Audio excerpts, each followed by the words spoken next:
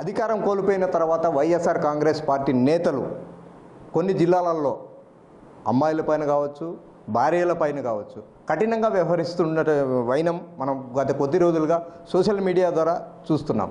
అయితే గత 2 రోజుల నుండి దువ్వాడ శ్రీనివాస్ ఫ్యామిలీ మ్యాటర్ రచ్చకెక్కింది. అసలు ఏం జరుగుతుంది? మన దగ్గర కడప ఎమ్మెల్యే మాధవిరెడ్డి గారు ఉన్నారు. నమస్తే. గత 2 రోజులుగా సోషల్ మీడియాలో భారీగా వైరల్ అవుతుంది. వైఎస్ఆర్ కాంగ్రెస్ పార్టీ ఎమ్మెల్సీ దువ్వాడ శ్రీనివాస్ గారు వాళ్ళ భార్యకి సంబంధించిన వాళ్ళ భార్యను తప్పుపడుతూ ఇంకొకరితో ఉన్న వైనం అయితే టీవీలలో కావచ్చు, సోషల్ మీడియాలో చూపిస్తున్నారు. ఎలా చూడొచ్చండి? దువ్వాడ శ్రీనివాస్ గారి యొక్క పర్సనల్ వ్యవహారం గురించి కామెంట్ చేయడానికి మనకే హక్కు లేదు. కానీ జగన్మోహన్ రెడ్డి గారు ఎప్పుడు జంతర్ మంతర్కి వెళ్ళి రాష్ట్రపతి భవన్ ముందు ధర్నా చేస్తున్నారనే దాని గురించి మేము ఎదురు చూస్తున్నాం. ఎందుకంటే ఇక్కడ శాంతి భద్రతలు చాలా అతలాకుతలమైపోయినాయి. ఆంధ్రప్రదేశ్లో అనేది ఒక నినాదం తీసుకొని ప్రయత్నం చేస్తున్నాడు ఎలక్షన్ అయిపోయినప్పటి నుంచి. ఆయన 11 సీట్లతో పరిమితం అయినప్పటి నుంచి. అలాగనే పాపం వాళ్ళ ఎమ్మెల్సీని మహిళలు దాడి చేస్తున్నారు, వాళ్ళ ఎంపీల మీద మహిళలు దాడి చేస్తున్నారు, వాళ్ళ మీద కొన్ని ఆరోపణలు చేస్తున్నారు.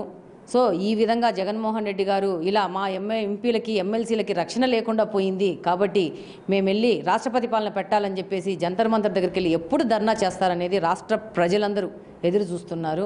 కానీ జగన్మోహన్ రెడ్డి గారి నుంచి ఆ ప్రకటన రావట్లేదు. అందరూ చాలా నిరాశపడిపోయినారు. జగన్మోహన్ రెడ్డి ఇంకా జంతర్ మంతర్కి వెళ్ళలేదేంటి, ఇలా దువ్వాడ శ్రీనివాస్ మీద జరిగిన దాడి మీద వ్యతిరేకిస్తూ దీన్ని మీద జంతర్ మంతర్ దగ్గరికి వెళ్ళి ధర్నా చేయాలి. వైసీపీ పార్టీ వాళ్ళందరూ వెళ్ళి ఢిల్లీలో వెళ్ళి ధర్నా చేయాల్సిన గొప్ప విషయం ఇది. ఇంత పెద్ద గొప్ప విషయాన్ని భారతదేశం మొత్తం దృష్టికి తీసుకురావాల్సిన అవసరం, ఆ బాధ్యత వైసీపీ పార్టీకి ఉందని మేము అనుకుంటున్నాం.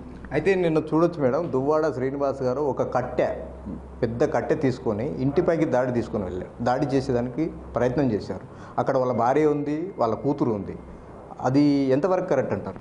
అది కట్టె కాదు, marble cutting piece, rod. Marble cut అయిపోయినాక మిగిలిపోయిన రాడ్ అంటే మాకు బండలు వేసినాక మిగిలిపోతుంది చూడు, ఆ రాడ్.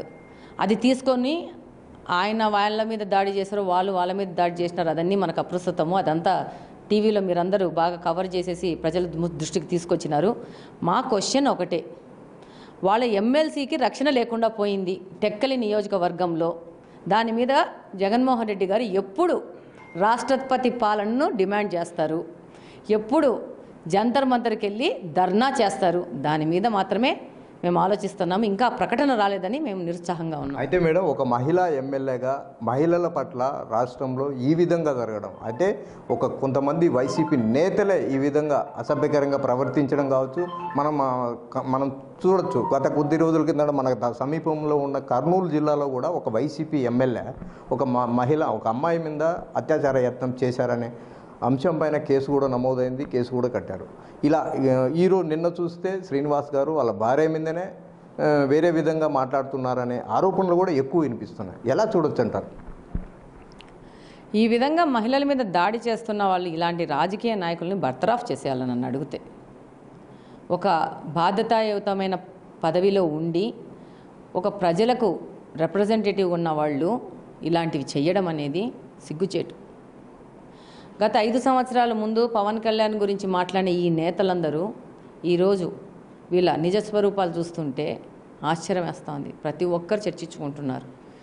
ఎలక్షన్ అయిపోయినప్పటి నుంచి ఇది 4వ విషయమో 5వ విషయమో మీకే తెలియాలా. విజయశాంతి గారి గురించి, దువ్వాడ శ్రీనివాసరావు గురించి, మన కర్నూలు జిల్లాలో చిన్న అమ్మాయి మీద ఆ ఘటన గురించి, ఇలా చెప్పుకుంటూ పోతుంటే రోజుకొకటి. వాళ్ళ అమ్మటి రాంబాబు గారే చెప్పారు, సినిమా దానిల మీద ఆవిడ మా ఆవిడే, పక్కింటి అమ్మాయి పక్కింటి అబ్బాయి, వాళ్ళే చెప్పారు. మాకు తెలియదు, అంత నాలెడ్జ్ అయితే మాకు లేదు. కానీ సోషల్ మీడియాలో ఆయన పాత పోస్టులు చూస్తే అర్థమవుతుంది. సో వాళ్ళకు బాగా అవగాహన ఉంది. ఇది వాళ్ళ పరిస్థితి. రాష్ట్రంలో వీళ్ళు గత 5 సంవత్సరాల నుంచి పరిపాలించింది ఇలాంటి వ్యక్తులు పరిపాలించినారు, ఇలాంటి వ్యక్తులకు పదవులు ఇచ్చినారు వైఎస్ఆర్సీపీ పార్టీ. ఒక్కసారి ఈరోజు రాష్ట్రం గాడిలో పడతా ఉంది. కొత్త కంపెనీలు వస్తున్నాయి, పెట్టుబడులు పెట్టడానికి మళ్ళీ ఉత్సాహంగా వస్తున్నాయి. రాష్ట్రం మీద నమ్మకం అనేది ప్రపంచ దేశాలకు మళ్ళీ ఒకసారి మొదలయ్యింది. ఈ వ్యక్తులు నీ పార్టీలోకి పనికిరారని వాళ్ళ మీద ఒక యాక్షన్స్ తీసుకునే ధోరణిలో నువ్వు ముందుకు పోతే కనీసం ఒక ఎమ్మెల్యే కన్నా ఆయన జీవితం సార్థకమవుతుంది. ఏది ఏమైనా కూడా వైఎస్ఆర్ కాంగ్రెస్ పార్టీ అధికారం కోల్పోయినప్పటికీ కూడా అధికారం అడ్డం పెట్టుకొని వైసీపీ నేతలైతే ఆడవారి పైన దుర్మార్గంగానే ప్రవర్తిస్తున్నారు. అటువంటి నేతలపైన చర్యలు తీసుకోవాలా ఇప్పటికైనా మాజీ సీఎం జగన్మోహన్ రెడ్డి అంటున్న Kadapa MLA Madhavi Reddy. Camera person సుదర్శన్తో మధు, బిగ్ టీవీ, కడప.